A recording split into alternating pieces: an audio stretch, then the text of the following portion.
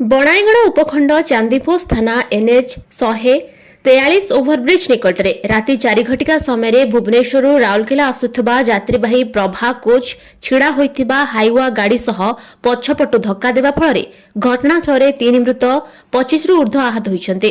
ଉକ୍ତ ଦୁର୍ଘଟଣାରେ ଗୁରୁତର ଆହତ ହୋଇଥିବା 5 ଜଣଙ୍କୁ ରାଉରକେଲା ଆର୍ଜିଏଚ୍କୁ ପଠାଯାଇଛି। ରାଉରକେଲାରୁ ବ୍ୟୁରୋ ରିପୋର୍ଟ, ଓଡ଼ିଶା ଗଣତନ୍ତ୍ର ନ୍ୟୁଜ୍।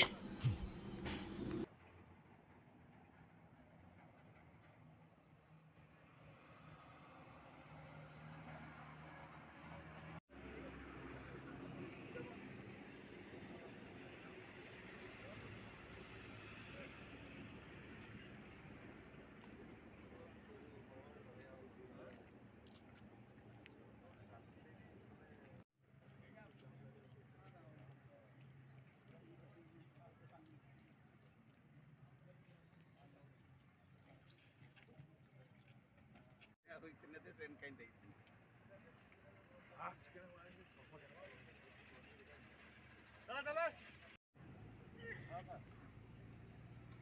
हाँ आज ये कोई